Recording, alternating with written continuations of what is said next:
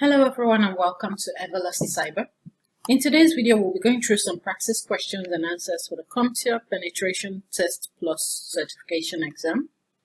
This certification is an intermediate level credential that validates your skill in penetration testing, vulnerability assessment, and management. It is basically designed for cybersecurity professionals who are responsible for identifying and managing vulnerabilities, as well as running security tests. The exam domain covers planning and scoping, information gathering and vulnerability identification, attacks and exploits, reporting and communication, as well as tools and code analysis. So we're going to dive right into the questions. Question 1. Which of the following tools is used to perform a credential brute force attack? A. Hydra. B. John the Ripper. C. Hashcat. D. Pitch. Hydra is a widely used tool that is specifically designed to perform brute force attacks on a variety of protocols and services. John the Ripper is a password cracking tool, and it is used for password cracking rather than brute force attacks. Hashcat is a password recovery tool used for cracking hashed passwords, but it's not used for brute forcing credentials over a network. While Pitch is a fuzzing framework that is used to find vulnerabilities by sending malformed inputs to a program. So with respect to the question, our answer is option A, Hydra. Hydra performs brute force attacks on a variety of protocols like SSH, FTP, HTTP, and more. It is known for its speed and flexibility in brute forcing credentials. Question 2. Which of the following best describes some significant security weaknesses with an ICS, such as those used in electrical units, utility facilities, natural gas facilities, dams, and nuclear facilities? A. ICS vendors are slow to implement adequate security controls. B. ICS staff are not adequately trained to perform basic duties.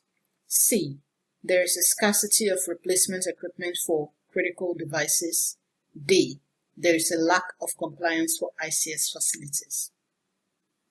ICS, or industrial control systems, are those used in critical facilities like the electrical utilities, natural gas facilities, and nuclear facilities. Now, these facilities were not built originally with cybersecurity in mind, so they definitely have some significant security risks. So with respect to the question we have here, the most significant security weakness within an ICS will be option A.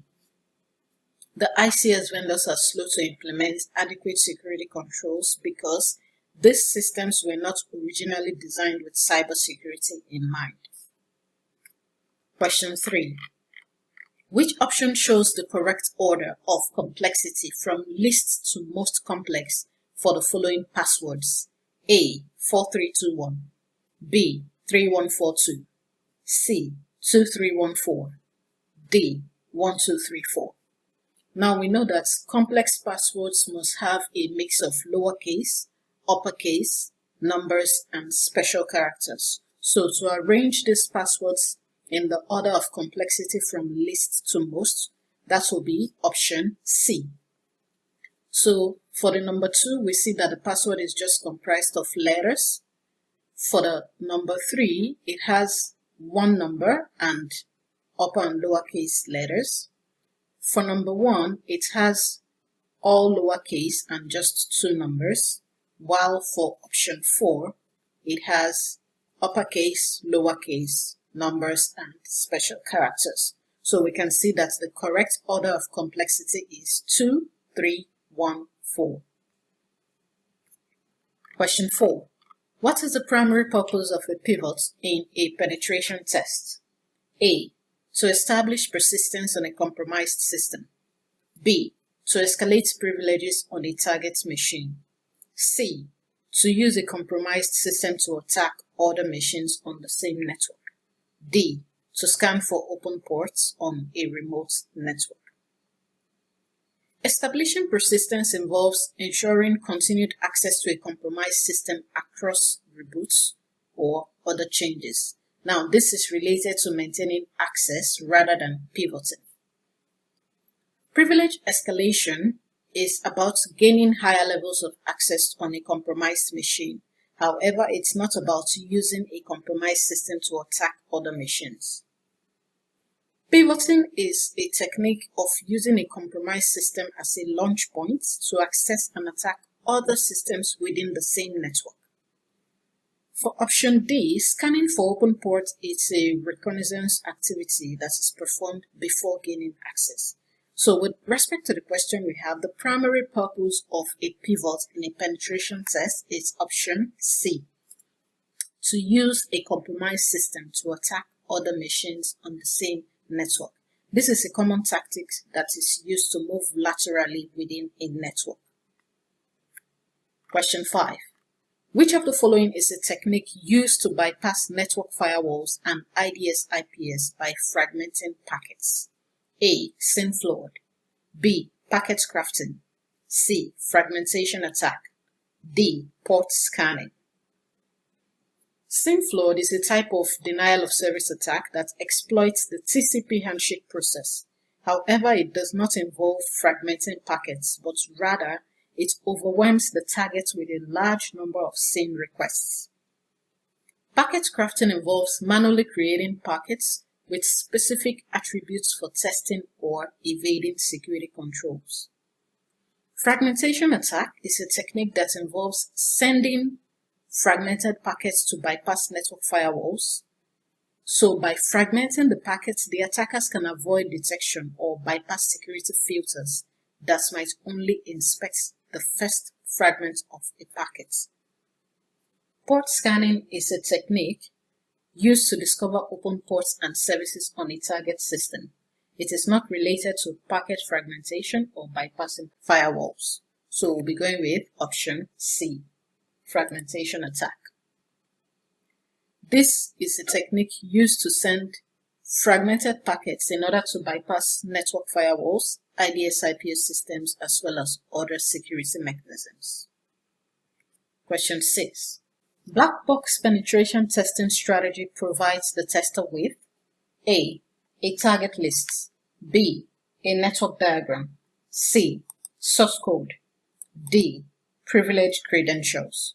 In black box testing, the tester operates with minimal information about the target and relies on external techniques to gather information and identify vulnerabilities. So, we'll be going with option A here. The tester has no prior knowledge of the internal workings of the target system, so the tester will generally start with an understanding of the target, such as its domain name and IP address, but it does not have the detailed information like the network diagram or source code. So a target list will provide the initial scope of what needs to be tested. That's why we're going with option A. Question 7. Which of the following types of intrusion techniques is the use of an under-the-door tool during a physical security assessment an example of? A. Lock picking. B. Egress sensor triggering. C. Lock bumping. D. Lock bypass. Lock picking involves manipulating the internal mechanisms of a lock to open it without the original key. Egress sensor triggering involves activating or bypassing sensors that are designed to detect unauthorized movement or entry through exits. Lock bumping is a technique where a specially cut key is used to open a lock by striking it to align the pins. Lock bypass, on the other hand, refers to techniques that allows access to a secured area without directly manipulating the lock mechanism. So this is a classical example of the use of an under-the-door tool. So we'll go with option D. Using an under-the-door tool which can be used to manipulate or defeat locking mechanisms from under the door is an example of bypassing the lock itself. Question 8. A penetration tester wants to target NetBIOS name service. Which of the following is the most likely command to exploit the NetBIOS name service? A. Responder. B. Nmap. C. AppSpoof. D. Burp Suite. A responder is a tool designed to exploit weaknesses in the name resolution services, such as the NetBIOS name service. It listens for the NetBIOS name service request and it responds with its own address, tricking the victim into sending credentials or other sensitive information to the attacker. Nmap is a powerful tool that is used to scan the network for discovering hosts and services on the network. However, it is not designed to exploit NetBIOS name service vulnerabilities. AppSpoof is used for ARP spoofing, that is address resolution protocol, and this involves sending fake ARP messages to a local network. Burp Suite is a comprehensive web vulnerability scanner, and it is not typically used for targeting or exploiting NetBIOS name service. So for this, we'll be going with option A, the responder. This is a tool that is designed to exploit weaknesses in name resolution services like the LLMNR and the NetBIOS name service. Question 9. A client has scheduled a wireless penetration test. Which of the following describes the scoping target information most likely needed before testing can begin? A. The physical location and the network ESSIDs to be tested. B. The number of wireless devices owned by the client. C. The client's preferred wireless access point vendor. D. The bands and frequencies used by the client's devices. The most relevant information for scoping a wireless penetration test is the physical location and the network ESSIDs to be tested. Knowing the physical location will help the tester to understand where the wireless networks are accessible, and the ESSIDs or network names will specify which of the networks are in the scope for testing. So that's why we'll be going with option A. The other options we have are not as critical as knowing the physical location and the network names to be tested. Question 10. Which of the following tools is specifically used for password cracking through dictionary or brute force attacks? A. Wireshark. B. John the Ripper. C. Nessus. D. Burp Suite. Wireshark is a network protocol analyzer used to capture and analyze network traffic, but it is not designed for password cracking. John the Ripper is a password cracking tool that uses dictionary attacks, brute force attacks, and other techniques to crack passwords. Nessus is a vulnerability scanner used to identify security vulnerabilities in systems and networks, while the Burp Suite is a tool set for web application security testing, so it is not used for password cracking. Our answer here is option B, John the Ripper. It is specifically designed to crack passwords using dictionary attacks, brute force attacks, and other techniques. Question 11. Which of the following is the reason why a penetration tester would run the check config deal service name command at the end of an engagement? A. To remove the persistence. B. To enable persistence. C. To report persistence. D. To check for persistence. This command is used to remove a service from the list of services that starts automatically during system boot. So by running this command, the penetration tester is able to remove any persistence mechanisms that might have been set up during engagement, and this will ensure that no unauthorized access remains after the test is concluded. So this command is used to A. Remove the persistence. Question 12. A penetration tester reviews the scan results of a web application. Which of the following vulnerabilities is most critical and should be prioritized for exploitation? A. Expired certificates. B. Field paths disclosure. C. Stored excesses. D. clickjacking. An expired certificate indicates a potential issue with the security of the web application's HTTPS implementation. Now, while this may affect secure communication, it does not lead to exploitation of the application or data compromise. The file path disclosure reveals the file system structure of the server, and this can help an attacker in planning further attacks. However, on its own, it is less critical than vulnerabilities that can directly lead to code execution. Stored excesses or cross-site scripting is a critical vulnerability where malicious scripts are injected into a web application storage and then executed when a user accesses the compromised data. Clickjacking is a technique where the malicious actor tricks users into clicking on something different from what they perceive. So, with respect to the question, the most critical vulnerability that should be prioritized for exploitation is option C, stored excesses. This can lead to severe consequences such as session hijacking, data theft, and the spread of malware. Question 13. A penetration tester observes that several high-numbered ports are listening on a public web server. However, the system owner says the application only uses port 443. Which of the following would be the best to recommend? A. Transition the application to another port. B. Filter port 443 to specific IP addresses. C. Implement a web application firewall. D. Disable unneeded services.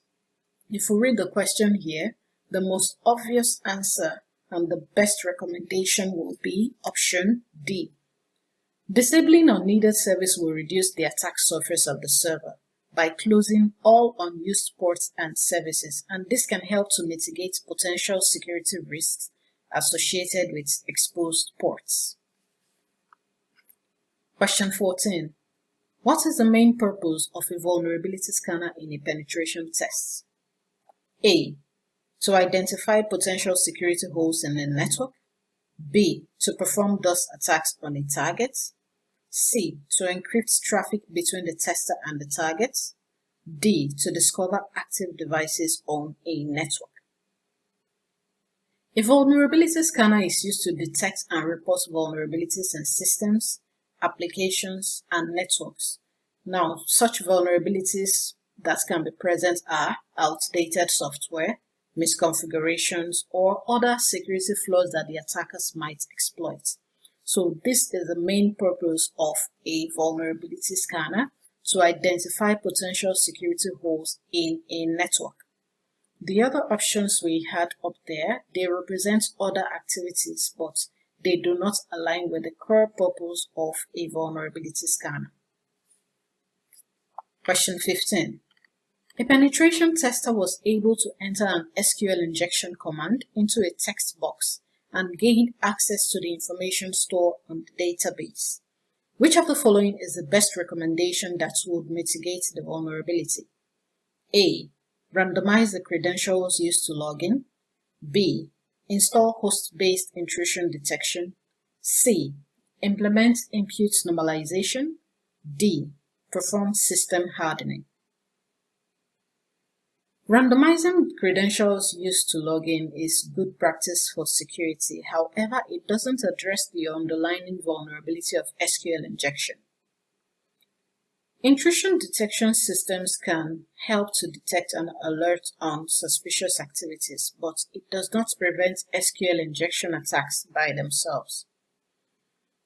Impute normalization involves validating and sanitizing user inputs to ensure that they do not contain malicious data that can be used for SQL injection attacks. System hardening improves overall security by reducing the attack surface and configuring systems securely. So with respect to the question we have, the best recommendation is option C, implementing impute normalization. This is the best recommendation because it directly addresses the root cause of SQL injection vulnerabilities by preventing malicious inputs from being executed. Question 16. Which of the following is an example of a spear phishing attack? A. Targeting an executive with an SMS attack. B.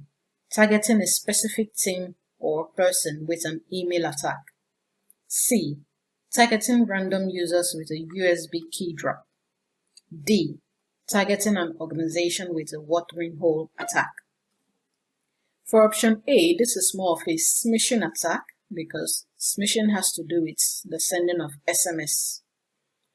Option B is definitely spear phishing because it involves sending targeted emails to specific individuals or groups within an organization.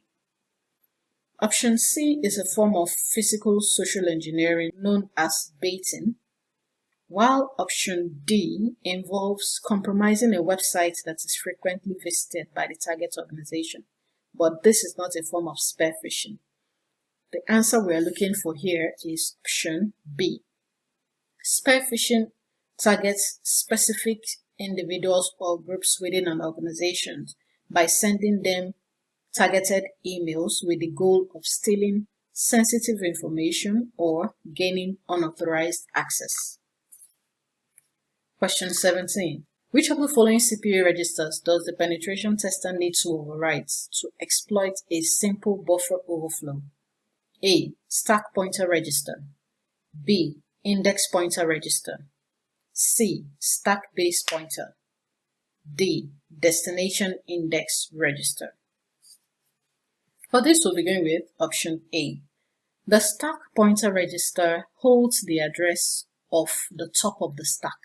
So in a buffer overflow attack, the attacker often overwrites data on the stack, including return addresses, by overflowing a buffer. The stack pointer register helps to manage this stack space, so exploiting a buffer overflow often involves manipulating or overwriting data at the stack pointer's location. Question 18. Which of the following commands starts the Metasploit database? A. MSF Venom. B. Workspace. C. MSF Console. D. DB_connect. MSF Venom is a tool that is used to generate payloads and encode them, but it does not start the Metasploit database. The Workspace command is used within the Metasploit console to manage different workspaces. However, it does not start the database. The MSF console command starts the Metasploit framework console, which also initializes and connects to the Metasploit database, that is, if it is not already running. DB_connect command is used to connect Metasploit to an existing database, but it does not start the Metasploit database server itself. So the command we're looking for here is option C. This is a primary command that is used to interact with Metasploit as well as manage the database. Question 19. A penetration tester is in the process of writing a report that outlines the overall level of risk to operations. In which of the following areas of the report should the penetration tester put this? A. Appendices. B. Executive summary. C. Technical summary. D. Main body. The appendices is used for detailed data, supporting documentation, or raw results that are supplementary to the main findings. So this section is not the ideal place for outlining the overall level of risk. The executive summary is designed to provide a high-level overview of the key findings, including the overall level of risk to operations. The technical summary provides detailed technical findings and evidences from the penetration test, while the main body of the report contains the detailed analysis, findings, and methodology of the penetration test. So, for this, we'll be going with option B. The executive summary summarizes the most critical points of the report for the decision makers who may not have the time to delve into the technical details. So this is the best place to put the outline of the overall level of risk to operations. Question 20. A penetration tester observes that the content security policy header is missing during a web application penetration test. Which of the following techniques will the penetration tester most likely perform? A. Command injection attack. B. Clickjacking attack. C. Directory traversal attack. D. Remote file inclusion attack. For this, we'll be going with option B. Clickjacking is a technique where an attacker tricks users into clicking on something different from what they perceive, and they usually do this by overlaying transparent or misleading frames over legitimate content. A missing CSP header or content security policy header can make a web application more vulnerable to clickjacking attacks because the CSP can help mitigate such attacks by preventing framing of the site. Question 21. During testing, a critical vulnerability is discovered on a client's core server. Which of the following should be the next action? A. Disable the network port of the affected service. B. Complete all findings, then submit them to the client. C. Promptly alert the client with details of the finding. D. Take the target offline so it cannot be exploited by an attacker. Option A, disabling the network ports may be a necessary step to mitigate the immediate risk. However, this should not be the first action. For option B, while it is important to complete the report, a critical vulnerability should be communicated to the client immediately to address the risk quickly. So option C is the correct action. When a critical vulnerability is discovered, it is critical to promptly inform the client so that they can take immediate steps to address the issue. For option D, taking the client offline could disrupt the client's operations, and this should be done with caution. So the first priority should be to alert the client first so that they can make an informed decision about how to handle the vulnerability. So we're going with option C. That is the next action that should be taken when a critical vulnerability is discovered on a client's core server. Question 22. A Chief Information Security Officer wants a penetration tester to evaluate the security awareness level of the company's employees. Which of the following tools can help the tester achieve this goal? A. Metasploit.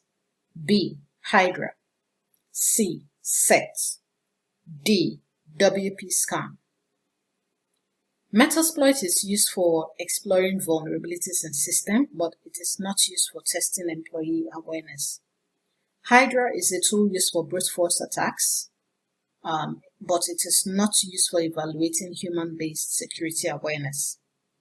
SET, on the other hand, is the social engineer toolkit, and it is specifically designed to test human vulnerabilities by simulating social engineering attacks like phishing and credential harvesting. WP Scan is a tool that is used to scan for vulnerabilities in WordPress installations, but it does not test for human security awareness. So the tool that can help the tester achieve the goal of evaluating the security awareness level of the company's employees is the SET, the Social Engineer Toolkit. This is a perfect tool to assess the security awareness level of individuals through simulation of social engineering attacks like phishing, credential harvesting, and other manipulation techniques. Question 23. Which of the following is the most common vulnerability associated with IoT devices that are directly connected to the internet? A. Unsupported operating systems. B. Susceptibility to DDoS attacks. C. Inability to network. D. The existence of default passwords. For this, we'll be going with option D. Many Internet of Things devices comes with default usernames and passwords that are not often changed by users, and this makes them highly vulnerable to attacks. Attackers can easily exploit this by accessing the devices using these default credentials. So this is the most common type of vulnerability associated with IoT devices. Question 24. A penetration tester completed a vulnerability scan against a web server and identified a single but severe vulnerability. Which of the following is the best way to ensure this is a true positive? A. Run another scan to compare. B. Perform a manual test on the server. C. Check the results on the scanner. D. Look for the vulnerability online. For this, the best way to ensure this is a true positive is to perform a manual test on the server. Manual testing will allow the penetration tester to verify the existence and exploitability of the vulnerability by directly interacting with the system. So this will rule out all false positives and confirm the scanner's results. Question 25. A penetration tester is starting an assessment but only has publicly available information about the target company.